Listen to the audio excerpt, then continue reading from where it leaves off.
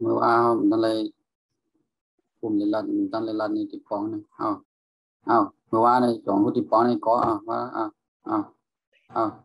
อันนี้ก็เป็ดกำไทยของเป็ดกำไทยก็เป็ดน่ะมันเป็นเสียงกันนะกำไทยเป็นสิ่งยักษ์เป็ดพอกำไทยก็เป็ดกำยวนกำมึงหรืออันสุเขาอยู่ที่เก่งบ่นั่นก็เหมือนใต้เสียงมันเลียเป็ดกับห้องเป็ดอย่างเงี้ยเป็นกำไทยกรุงเทพกับกำไทยภาคกลางนั่นเสียงเสียงยักษ์เสียงเป็ดแมวก็แมวเหมือนกันเลยนะลาดเหมือนกันเลยกำไทยเหมือนกันเลยแมวอันนี้ก็กบนั่นนะกำไทยก็กบกำไทยก็กบหอยโข่งอันนี้มึงเข้าห้องอย่างนี้หอยโข่งเนี่ยรู้จักกับเอาเงไม่ใช่กับว่าไงแล้วดีว่าก็เป็นห้องอย่างนี้นั่งก็มันได้ยินเสียงนะมันปวดเสียงมันเป็นหอยเมี้ยวเนื้อเนี่ยนั่งแสงมันเป็นหอยมันโกนมันยาวนะโกนมันปอดหอยม้วนเนี่ยครูปนันหอยม้วนเนี่ยเป็นหอยม้วนอันนี้นะหอยแจว่าหอยม้วนมันอันนี้มันอยู่จำกลุ่มกุ้งยามันอยู่จำนำเหมือนอย่างนำในค่ายนั่นเนี่ยแม่นะว่าเนี่ยหอยม้วนเป็นหอยไทยห้องหอยโข่งเมื่อเป็นห้องหอยม้วนเนี่ยหอยม้วนเป็นหอยม้วนก็อย่างนั้นเนี่ยต้นอ้อยกำไทยก็ต้นอ้อยนั่นมันเปิงกันทีกำไทยเป็นสักจำกำไทยเป็นจำเตยกันนั่นต้นกำไทยห้องต้นกำไทยห้องต้นอ้อยมันเปิงกันวิยักจำกับจำเตยกันนี่อ้อยนั่นnhầm lấy sẽ nó có hả nghe nè ครูก็ฮะยิ่งทำกรรมไทยปัญญาในความไต่เท่าขึ้นมาเหรอครูปัญญานั่นน่ะไม่ใช่มีปัญญาเยาหาเนี่ยก็มีปัญญาเนี่ยน่ะก็มีปัญญาเยอะเนี่ยน่ะเข้าใจความไทยเลยยิ่งหูแต่ว่าป่องมาป่องความไต่เขาหยิบมัวบนว่าปัญญากับปัญญานั่นน่ะมีปัญญาก็มีปัญญานั่นไม่ถึงว่าเขาตัวสังสีมีไม่ว่าเขาปักตาตัวเขาตั้งใจตัวนั่นบนห้องเล็งเห็นก็หันนั่นน่ะกำไปก็หันพอกำยวนกำเมืองหันก็หันนี่เหรอเหมือนเข้าเรียนนะกำยวนเก่งเหมือนนั่นตั้งใจเย็นนี่ก็บอกว่ากัดเข็มก็เข็มอีกอ่ะมันก็เข้มอันนี้บอกว่ามันเจมอันนี้มันเจมมันเรื่องมาคือเค็มมันเรื่องคือเจมเนี่ยเจมนะน้ำเค็มนี่ก็น้ำมันเจมนะเกลือเค็มนี่ก็คือเจมนั่นเด็กนี่ก็ลูกอ่อนนั่นเล็กอันนี้บอกว่าเล็กอันนี้มันเล็กมันอย่างว่าลูกอ่อนก็เล็กใช่ไหมฮะมันก็ขวางมันเล็กฮะพวกขวางเล็กใช่ไหมนะบนห้องกำแพงเล็กเด็กเล็กนี่ก็ลูกอ่อนก็เล็กๆนึงเช็ดนี่ก็เจ็ดเล็บอันนี้เป็นเน็บมือนี่เล่นเขาเรียนนั่นน่ะเรียนเขาเรียนอย่างก็เรียนพงเรียนเฟซเรียนแชทเรียนไลน์เรียนโคเรียนของเรียนหมาเรียนแมวเรียนอย่างไรหมดอันนี้ตัวนั้นนะเรียนหมักหนังคนใจเขาเรียนหมักหนังวิ่งเขาเรียนต่อบนต่อวิ่งตัวนี้เจ้าเลยนำนะเล่นคำไทยของเล่นสิ่งยาวนั่นนะเล่นที่แล้วก็เล่นคำไทยของเล่นจำเตอเล่มนั่นเป็นอย่างปับลิกหนึ่งปับเนี่ยเป็นห้องหนึ่งเล่มมันมีก็ติดปองนะมีอยู่นี่กันนะปิดปองติดปองอันเข้าใจง่ายๆได้เป็นอย่างปับลิกหนึ่งปับเนี่ยแล้วก็หนังสือหนึ่งเล่มหนังสือหนึ่งเล่มหนึ่งปับกับหนึ่งเล่มเหวนี่เขาจะโยกกำตะกองเหวกันมั้ยห้องเหวเป็นห้องเหวกันมั้ยเมื่อเขาก็เป็นห้วยเป็นห้วยเป็นลอยเป็นเหวนั่นน่ะเหมือนกันมั้ยเหมือนคุก เหมือนเมื่อเขาเปิดห้องเหี่ยวดอกเหี่ยวได้ยินผมพูดป๋องมันอยู่ในอะไรชิวๆมันในห้วยเป็นอะไรก็ย่อนั่นเหี่ยวเนี่ยมันก็เหมือนแค่เหมือนเหี่ยวนั่นมันแค่เหมือนห้วยนั่นแหละมันติดปองมันบ่เปิงกันมันบ่เปิงกันเหี่ยวทั้งห้วยน่ะก็บ่เปิงกันนะนั่นน่ะเป็นห้วยเป็นรอยเป็นเหี่ยวนั่นน่ะนะมันบ่เปิงกันแข็งก็มันอันนี้มันแก่นนั่นน่ะนะมันแก่นแข็งแรงแล้วก็แก่นแข็งแกงแกงเดี๋ยวนี้บอกว่าอย่างเขาเฮ็ดผักเนี่ยเขาแกงผักนะพี่น้องแกงผักแกงนะเสียงยาวนั่นนะแกงนะแกงต้องนะป้อมมีไม่ติดคู่อยู่ตั้งเหนือเนี่ยเป็นเสียงยาวเนี่ยป้อมมันจึงสระแอขอไข่งองูนี่มีไม่ติดคู่อยู่ตั้งเหนือเนี่ยอันนั้นเสียงป้อได้นะแข็งนะว่าไว้แข็งป้อมมีไม่ติดคู่อย่างนั้นน่ะแกงเสียงยาวนั่นนะฉะนั้นยังกำดีนะครูบอกเจนะนะครูเห็นมีใครบอกครูหรอกนะว่าครูมาเมืองไทยใหม่ไม่ใช่ลิกไทยมีใครบอกหรอกเพราะนี่เป็นสิ่งป้อนนะสิ่งยาวมีเวลาหรอกครูเห็นเอาใกล้มือว่านะมีปีไอสอนลิกไทยบันสอนบันตัวเมงสลากันนั่นนะที่สอนก็เริ่มได้ว่าสอนเหมือนอย่างครูสอนส่วนนึงนะเตรียมตัวเมงป่านนี้เตรียมสลาบันครูจากยาก็ยาหรือนั่นก็ครูก็หาอ่านหาเตรียมหาดูไว้นะครูดีใจเห็นแค่ใหม่ๆนะเพราะว่าครูไล่ตัวเมมันเอาไล่ตัวสลามันเอาครูหาพึกอ่านนั่นพึกอ่านปรับมันเรื่องเป็นวอกนั่นนะเป็นวอกเป็นปรับมันเป็นแกมเป็นรองเป็นลาวเป็นครูเจ้าไม่เยอะนั่นนะพึกอ่านเล่นอย่างนั้นผมพูดติดบ้องนะอ่านอะไรก็พูดติดบ้องอ่านกับอ่านกันแตงเนี่ยนะแตงเนี่ยก็แตงนั่นนะกำไตก็แตงนั่นนะคำไทยก็แตงคำไทยก็แตงสิ่งจำนะคำไทยแตงสิ่งเป่านะแป้งอันนี้เป็นคำมียิ่งรู้จักหรือว่าเป็นยังไงคำไทยเป็นห้องยังไงรู้จักนะมุนปั้นนะมุนอันน่ะใช่ป่ะแป้งในบนห้องมุนมุนคำไทยห้องมุนแขนอันนี้ก็แขนนี่เหมือนคำไทยมันเหมือนกันลีเลียนะบางคนนะมันเป็นพี่น้องกันไทยของไทยเนี่ยลูกที่เหลือกันมากก็มันอย่างนี้นะคู่ยำดาเนี่ยคนผ่านมีพี่น้องเนี่ยใต้เขาเนี่ยมันคนผ่านคนมีวันมีเมื่อคนตกซุ้มเกินแค่เป็นพี่น้องเขาหรือคนจะมาเป็นพี่น้องเขเนี่ยเขทั้งไทยในความก็เหมือนกันลิกก็เหมือนกันเขาว่าว่าเขทั้งไทยเป็นพี่น้องกันเขเป็นคนมีวันมีเมืองแล้วแค่เนี่ยมีวันมีเมืองงามันมาเปกนะมาอุบแล้วเลยไปเขาอ่านกับเมืองมาหายหลักเหตุการณ์วันเปิ้นเมืองเปิ้นมาแล้ว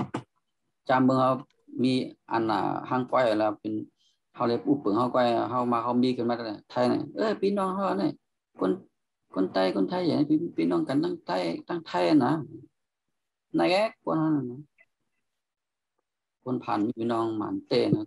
ว่ามีเนี่ยคำไทยนะมีเงินเขาเรียกว่าน้องมีทองเขาเรียกว่าพี่แผ่นนั่นก็เขาเจ้ามันจึงเจหนึ่งแผ่นเนี่ยกระดาษหนึ่งแผ่นเจก็กระดาษนั่นเจหนึ่งแผ่นกระดาษแผ่นนึกแผ่นนี่มันมีติดปองอะไรไม่รู้มันเจออะไรไม่รู้ติดปองง่ายๆได้เหมือนจึงเจนั่นนะเจหนึ่งกระดาษหนึ่งแผ่นแล้วเจหนึ่งแผ่นผ้าหนึ่งนะแผ่นแก้มนี่ก็แก้มนั่นนะคำไทยก็จำเตอคำเขาก็จะจำแก้มแจวเนี่ยไม่ถึงพายเรือน่ะมันต้องแจวเรือมันก็มีติดปองอะไรไม่เหมือนกันก็นะอันคูลัดในคูลัดอันง่ายๆอันหันลาดมันหันโตมันลาดมันปองง่ายๆนั่นเองติดปองมันมีอะไรไม่เยอะนะมากำไทยติดปองมันมีน้ำนะแมวก็แมวแบกอันนี้ก็แหวกนั่นนะคำนั้นก็แหวกนั่นนะเนี่ยแมกก็เลยแหวกก็เลยมันก็ใช้มากมันก็ใช้ว่าคู่กำนำทั้งคนเห็นในที่รัดเป็นตัวว่านะแหวกไม่นั่นนะแหวกแขกในผมว่าก็แขกก็กำไทยก็ห้องแขกกำไทยก็ห้องแขกเหมือนกันนะเบิ่งกันก็กำไทยแขกนั้นมีตีของจำเนียนะแขกนั้นบอกว่ากล้าน่ะกล้าในห้องแขกนั่นนะเป็นพอความมันห้องเรียนนะห้องแขกพอห้องเป็นเรื่องว่า คือมันเป็นตั้งการห้องมันจึงว่ามันจื่อมันจะก็อินเดียนั่นอินเดียกลางไทยของอินเดียเพราะห้องมันจึงห้องเรียนรอมันเป็นตั้งการก็แขกหลายมิวนะมีที่ปองหลายมิวแดดก็กำแต่ก็แดดเบิ่งกันมันเบิ่งกันดีว่าเป็นดอเด็ก8อันนี้8นั่นน่ะกำแต่ก็8นะมันจึง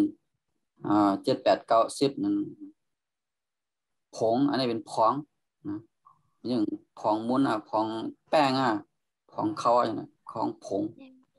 นั่นก็ฝุ่นของผงสงเนี่ยนะสงโคสงของสงยังก็เลยหมดนะสงต้นอันนี้เป็นต้นอย่างต้นไม้เนี่ยต้นอ้อยนั่นนะเป็นต้น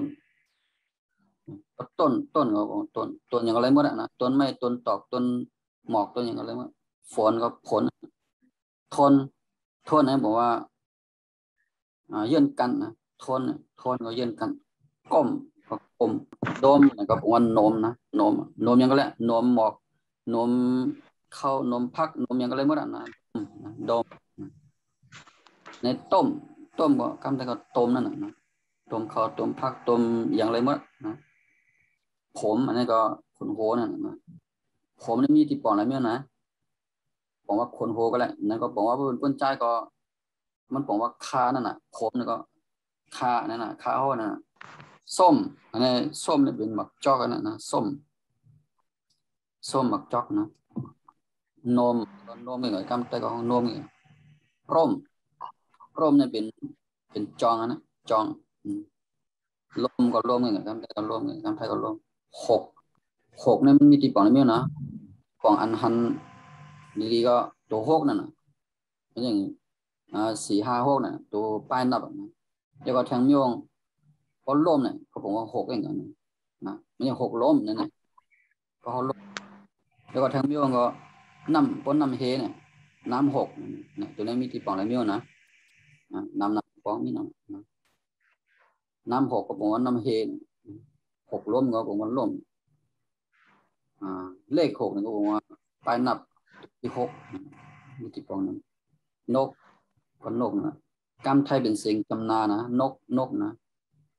กำไทยเป็นสิ่งจะกำไทยเป็นสิ่งจำนานกกำไทยเป็นนกนะสิ่งต้องอย่างนั้นก่อนนะมือคำว่าอะไรนกดินะนะกำไทยสิ่งมดกำไทยของมดนี่ก็เหมือนกันนะกำไทยก็สิ่งจำนาเป็นกำไทยเป็นสิ่งจำเตอนะกบเนี่ยสิ่งยากนะเป็นกำไทยภาคกลางตั้งกรุงเทพเนี่ยกบเป็นกำยวนอยู่ที่นั่นนั่นเป็นไอ้วัดเหนือนะเขากบสิ่งจำนาอย่างเงี้ยนะเข็ดนั่นนะเข็ดกบเข็ดพบอันนี้ก็ทบกันนะพบมันก็ทบเนี่ยบอกว่าทบก็เลยบอกว่าหันก็เลยบอกว่าแง่ก็เลยวิธีปองน้ำเมี่ยงกันก็โอ่งนี่ก็พระเจ้าเยอะนะโอ่งเนี่ยอันเป็นเอาตุ้งน้ำผลนั่นโกนนี่ผมว่าถามันจะโกนหัวนี่ก็ถาหัวนั่นนะโกนถาคนหัวโคมอันนี้เป็นอย่างบนห้องอย่างไวไฟไฟมันถึงไวไฟอย่างเมืองเขานะโคมถึงทางนิ้วนะโคมไฟโรยนี่ผมว่าอุ้ยผู้จำยากอุ้ยเขาเนี่ยเหมือนเอาหมอกอุ้ยในบนห้องโรยเจ็บบนห้องอุ้ยยากใช่ไหมอุ้ยยาก ต่อค่ะ พวกก็แค่ลืมๆติดปอมาเมียวนะมันก็เลยเจอนั่นน่ะไม่ใช่เขาอุ้ยจำตาทีละอย่างมันโรยดอกไม้นั่นน่ะโรยผมว่าอุ้ยโลกอันนี้ก็โลกก็เลยโลกก็เลยเหมือนคำใต้อย่างเงี้ยกำพาก็เลย2ก็ภายในตัว2ห้องก็ห้องนั่นน่ะห้องนอนห้องเข้าห้องพักเลยว่าอ่อนเนี่ยมันเหมือนอย่างเงี้ยมันแข็งนั่นน่ะมันอ่อนกำใต้ห้องอ่อนนี่ยากหรอกำใต้ห้องอ่อนนั่นหรอจำได้ไหมอ่อน นั่นน่ะจังนั้นน่ะจังนั้นสอนนี่คำแต่ก็สอนนี่สอนเด็กสอนไล่สอนอย่างก็เลยหมดอ่ะช้อนอะไรก็ยำเจ้าเลยนะจอนึงฮะเหลือหน่อยงั้นนะจอก เดี๋ยวคนจอนั่นน่ะช้อนนะผมว่าจอนะนอนก็นอนนี่คำแต่ก็ร้อนก็ไม่นั่นน่ะกำยวนเนี่ยฮ้อนนั่นอย่างอันที่สูอยู่เนี่ยเขาลัดเนี่ย เจ้านายสุราหรือเขารัดไทยรัดยวนอ่ะลาดลงกับกูอันเขาเจ้าคู่หมังปอกก็ห่อนหมังปอกก่อนก่อน นั่นน่ะก็ร้อนก็กำไทยภาคกลางก็ฮ้อนก็กำยวนเมืองนั่นเขาห้ เจ้า อง คู่ นะ อย่างคนทะเลบอกว่ามันเนี่ยก็ยังไปพิษบ่ล่ะค่ะเจ้าคู่ มันเป็นความจันเตียมอ่ะเพราะมันแต่ก็ได้เสกันนะคนธรรมดาอยู่จอมกันในลาดมันอะไรก็กลายว่าลาดจอมคนเตคนว่าคนหญิงคนหลงเปิ้นเหมือนถึงว่าเปิ้นบ่เจอเปิ้นมันเป็นความเตียมอ่ะจันเตียม ลาดมีเลี้ยวก็đầmไรเนาะมันเนี่ย lại lò bây giờ số bên lúa này cả là tổ phốt luôn man này lại bên là chưa có bên là tổ tay cóได้สิกันcó bên phốt luônมันภาษามีหลายภาษามันภาษานี่มันมีหลายจันอ่ะภาษาจันแจ่มจันกลางจันสูงเนี่ยหอมก็หอมเหมือนกับคำที่ก็หอมคำใช้ก็หอม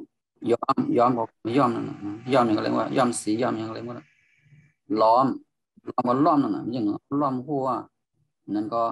เขากับจุ๊บล้อมเปิ้นว่ามันหลายๆไม่รู้ที่บอกอ้อยก็อ้อยน่ะเพราะต้นอ้อยก็ตั้งสิ่งนั้นหมดน่ะต้นอ้อยเขาเดี๋ยวอันนั้นเขาเดี๋ยวห้องต้นอ้อยก็แหละที่ห้องอ้อยละลายก็แหละหอยก็หอยน้อยหรือว่านั่นร้อยก็1 ปากนั่นร้อยในมิติปองบอกว่าเงิน1 ปากก็แหละนั่นก็มันอย่างเขาเอาหมอกมาหอยน่ะก็ร้อยไม้นั่นน่ะตอกคำที่ก็ตอกก็เงินอย่างว่าตอกเขาตอกสังสีเมียวเนี่ยเขาตอกเรียกมันหน้าตอกอีสังก็ยตอกนะตอกมันมีที่ปองอะไรเมียวกันเนี่ยอันนี้เอากันได้กันปอกก็เหมือนอย่างปอกกล้วยปอกหมากไม้หมากปอกอีสังก็เรียกว่าทอดอันนี้ผมว่าโคมอดเนี่ยมีที่ปองกันได้กันมอดกันได้ของมอดกันได้ก็มีลูกมอดอันกินไม่กินตอกจอบเพราะฉะนั้นจอบเนี่ยรู้เจ้าโยสุดเจ้าเนี่ยเซมรู้จัก เจ้า ที่มันเป็นกุดเรียนอ่ะทุกคน มันคุดเหรียญคุดนั่นน่ะ เจ้าคู่ว่าบ่เป็นก็ไก่เป็นตัวแฟตเนี่ยเป็นยักษ์หมดค่ะ เสียงแต้มแค่เอาเสียงสูงมากก็แค่เอาเสียงแต้มมากก็แค่เสียงกลางมากก็แค่เพราะว่าเป็นก็ไก่เป็นยักษ์เป็นของบริษัท มันใจกันนะมันอยู่ที่ว่าตัวบีมันเป็นเสียงยังเพราะตัวบีมันเป็นเสียงแต้มเท่าสิตัวก็ก่อยมาแพทย์ก็มันก็เป็นเสียงจำนานะมันอย่างนั้นข้อควายนี่แหละแล้วก็เอาก็ไก่มาเป็นตัวแพทย์อ่านว่าคกเป็นเสียงจำนาเนี่ยก็เป็นเสียงกลางนะอันนี้เป็นเสียงแจ่มนะเสียงแจ่มเนี่ยก็ไก่มาเป็นตัวแพทย์ก็เป็นเสียงกลางนะมันจึงก็ไก่เนี่ยก็ไก่เป็นเสียงกลางแล้วก็แพทย์เนี่ยกนี่เป็นเสียงยากนะแล้วก็เป็นเสียงสูงมันจึงก็ไข่เนี่ยเอาก็ไก่มาเป็นตัวแพทย์นั่นขกนั่นก็อยู่ที่ตัวนี้เป็นตัวแล้วตัวนี้เป็นตัวเสียงแจ่มเนี่ยเสียงสูงเนี่ยนะก็ตัวนี้เป็นเสียงกลางเสียงสูงก็ไก่มาเป็นตัวแพทย์เนี่ยเป็นเสียงยักษ์นะก็ตัวนี้เป็นเสียงแจ่มชาสีตัวป้อมมีอ้ออ่างนะ